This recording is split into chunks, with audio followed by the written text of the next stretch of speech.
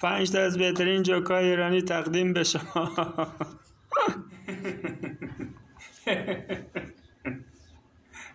سلام دوستای عزیز، امیدوارم جان جور صحتمند باشید.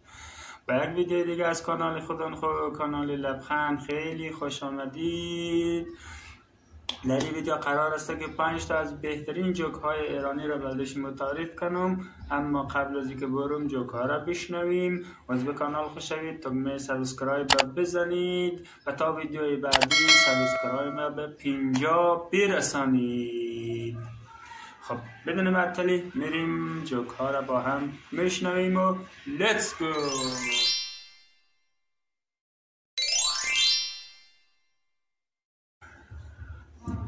بریم سراغ 5 تا از بهترین جوک های ایرانی. و اما جوک اول: بالاخره تونستم با 1000 تا زحمت تو شرکت اپل ثبت نام کنم. الان دارم اینجا سیب گاز میزنم.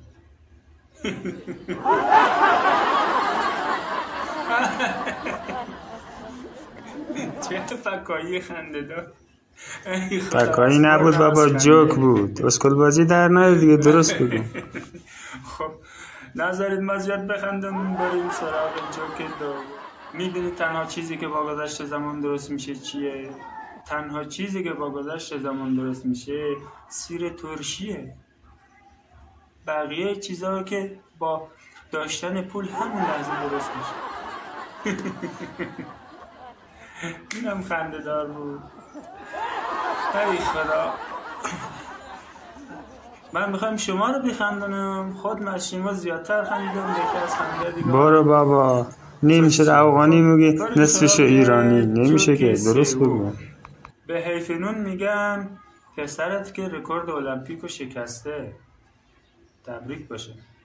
حیفنون میگه نه بابا به خدا اگه 1 قرون خسارت بدم.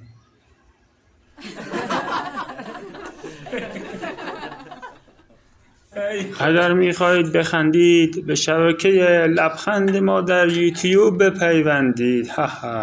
چه جوکایی رو براتون پیدا کردم، آدم از خنده رو بعد میشه. به لفظ ایرانی بریم سراغ جوک چهارم. بابا گیجبازی در نیار دیگه، بشه جوکا بگو. چهارم بخندید. شاگرد میگه با میاد جمله بساز. شاگرد میگه یارم میآید دلدارم میآید.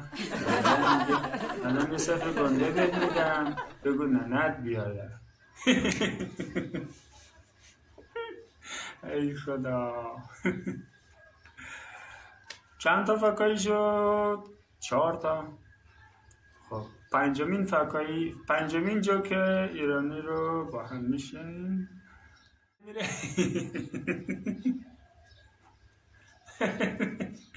یه روز یه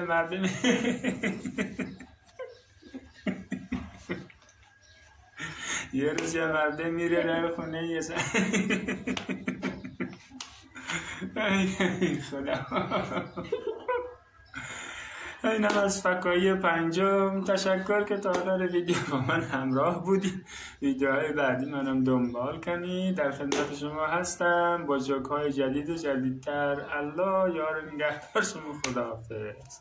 ای خدا یارم میآید دلدارم میآید.